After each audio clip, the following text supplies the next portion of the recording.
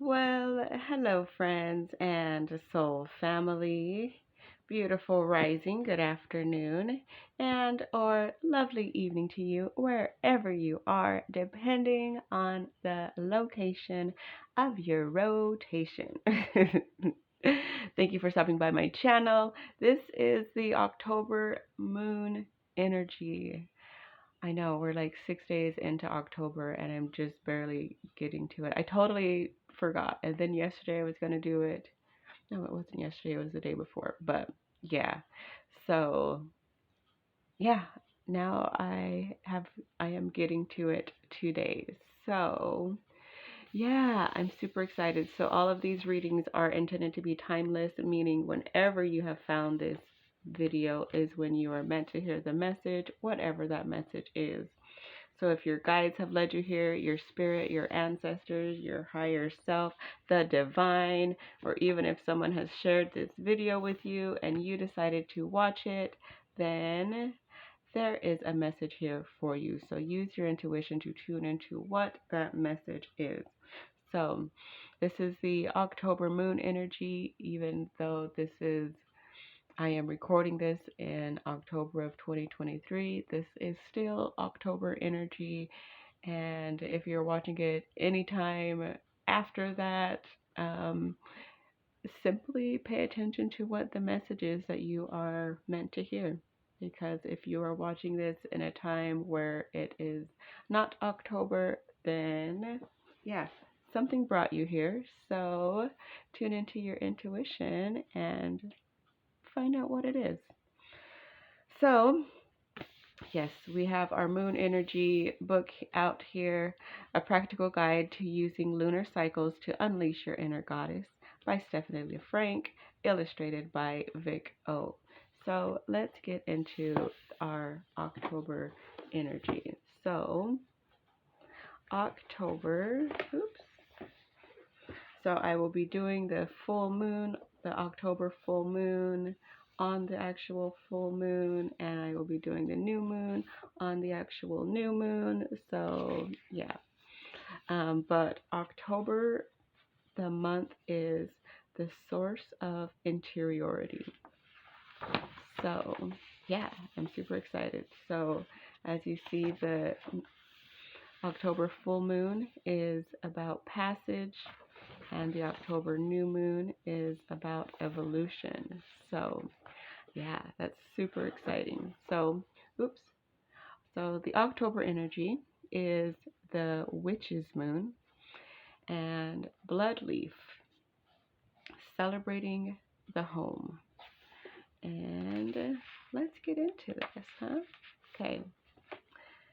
In witchcraft tradition, this moon is connected to blood, the blood of animals slaughtered for curing before winter, and that of your bloodline. You are entering a period of preparation. The cold season and dark nights are coming, and now is the time to turn inward to your own inner living space. Prepare a cocoon to welcome in your own presence during these months. Decorate your altar with natural elements that are still present and dry the last herbs.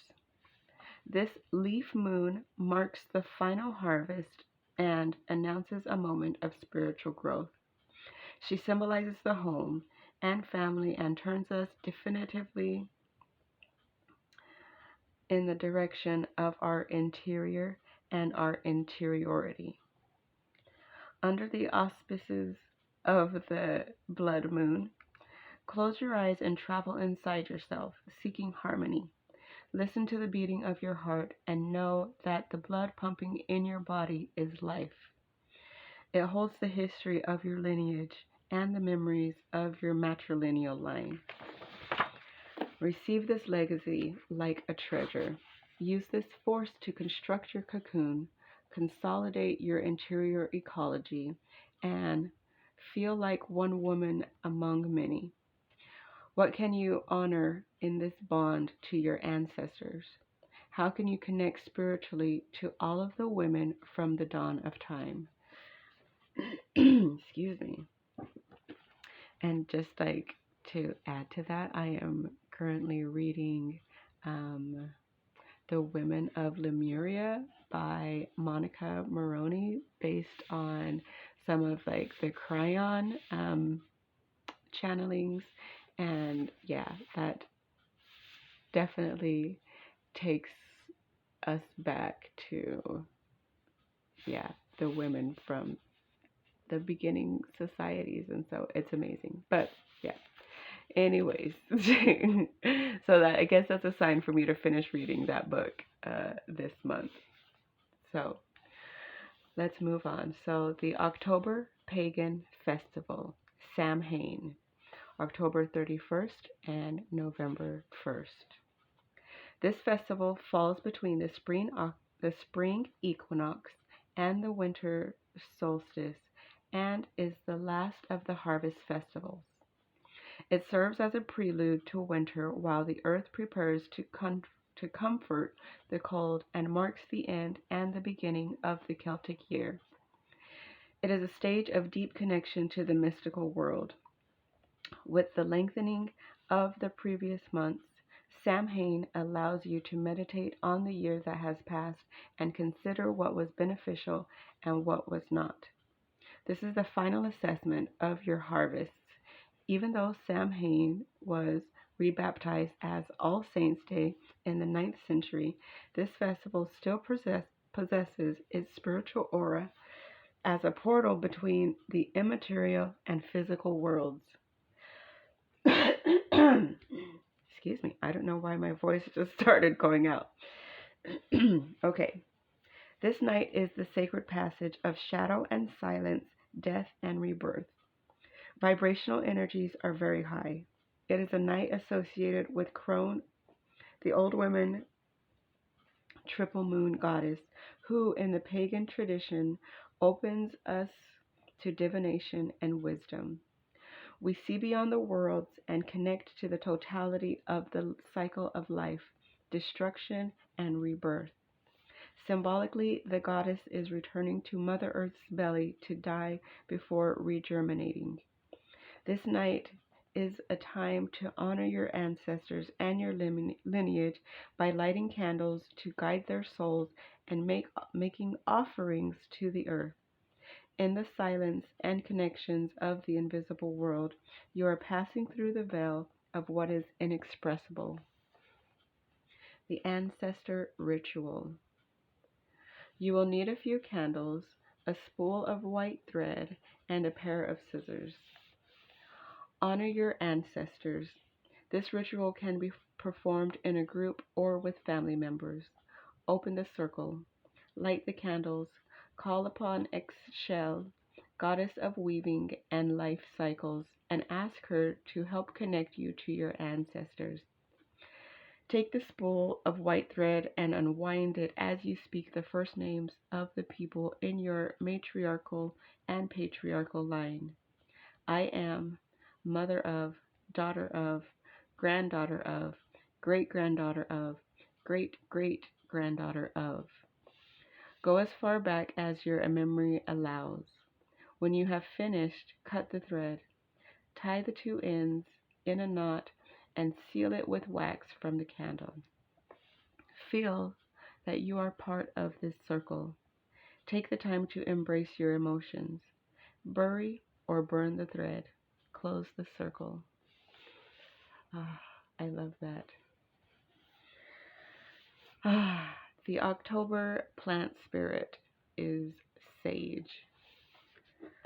So, names: common sage, Salvia officinalis, is also known as golden sage, holy herb, Dalmatian sage, or kitchen sage. It is part of the St. John's group of healing herbs. It grows in Mediterranean regions today, but is originally from Central Asia. It is found near ruins and in old stone walls and is cultivated in Europe and North America. It blooms from May to July, and the best time to harvest it is just before the summer solstice when it is fully charged with energy. Oh, properties. Sage is often recommended for digestive and menstrual issues and calms the nervous system while also acting as a tonic and antispasmodic. Women who are pregnant or breastfeeding are discouraged from using it, and those with hormone dependent cancers or epilepsy should also avoid it. It is not called the queen of aromatic plants for nothing. Its powerful virtues have been widely recognized since antiquity, and its Latin name, salvia, comes from the word salvar, which means to save or to care for. It is credited with many things, including guaranteeing good health, though only women consumed occasionally and not on a regular basis.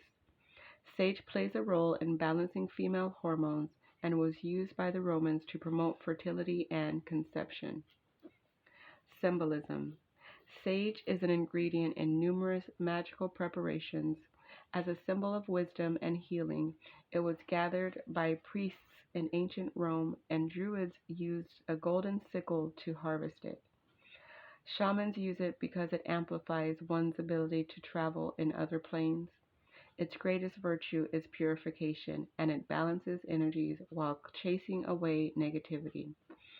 Its smoke is used to cleanse living spaces, altars, physical and immaterial bodies, stones, and divination objects.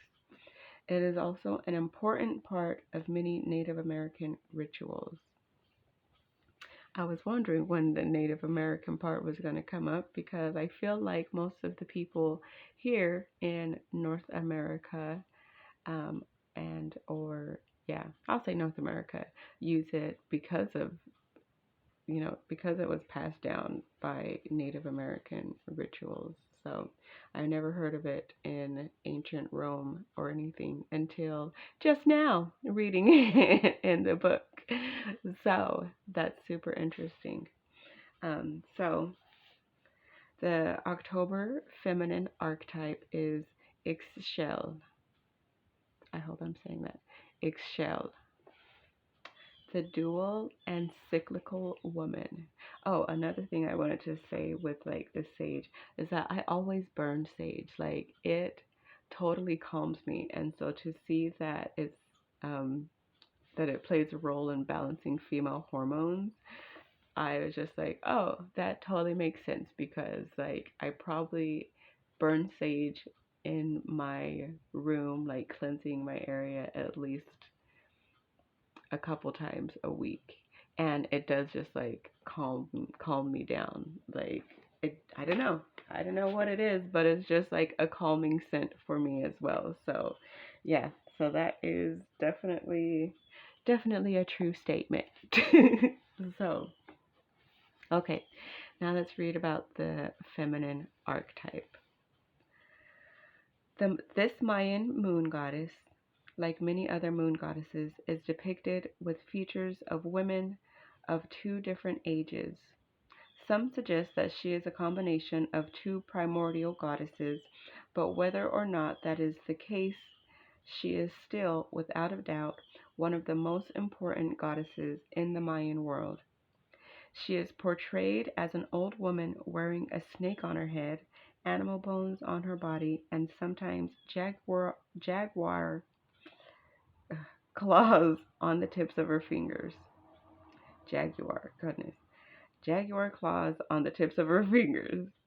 In this form, she embodies the darker side of the moon, the waning moon, and the black moon. She is fearsome because she brings death and destruction with her. As a water goddess, she is the cause of catastrophe and can send down storms, rains, and floods upon the earth at any moment. This duality is common among moon goddesses whose powers are in opposition and embody both life and death. In contrast, the depiction of the young goddess Ixchel is a full moon bathing the world in her majestic light. She does, however, preserve many of the old woman's traits in particular the connection to water, which she pours out of a jar, symbolizing her uterus as a source of fertility. She is the guardian of women's sacred temple, their yoni, the vagina and the uterus, and she protects women during pregnancy and birth. She is the goddess of life cycles, and after giving humanity the art of weaving, she also became the goddess of weaving. Her double nature allows her to be at once dark and light. She blesses and heals with her waters, and women turn to her to enjoy the benefits of ritual purifying baths, especially after giving birth. It is also through water that she reads into souls and becomes an oracle. In doing so, she embodies divination, the goddess of sisterhood. Align yourself with the powerful Ixchel who brings healing, clairvoyance, and protection. Just like her, become a weaver and create bonds between yourself and the outside world. Learn to look kindly upon other women, lose your habits of judgments, and accept the other in her entirety and in her foreignness. Be aware that when you reproach another person, you are in fact criticizing yourself. Listen to the messages of Ixchel. They will bring you knowledge of the sacred and the divine art of connecting to the world. Amazing. Super amazing. So, that, beautiful people, is the October moon energy, the source of interiority. So, I hope you all found something that you resonate with in this message. Either with the sage or doing the ancestor ritual or the, whichever applies to you, the burning of sage, any of them. Yeah, this moon is guiding us to go inside to explore our interior world and clean out what doesn't need to be there, love the things that are there in their entirety, and, just bring our inner goddesses to the surface. Like, we all have goddess energy within us, and it's about stepping into that energy and living it. So, however it applies to you and whatever it means to you is, definitely up to you. But I want to thank you all so very much for stopping by this video and learning about the October energy. I hope you all found something that you resonate with, and if you did, then please remember to give the video a thumbs up and subscribe to the channel if you are not already. I do these the monthly moon energies, so if you are interested in that, then yeah, tune in. So yeah, I just want to thank you all for being here. I love you and I appreciate you so very much, and I will see you in the next one.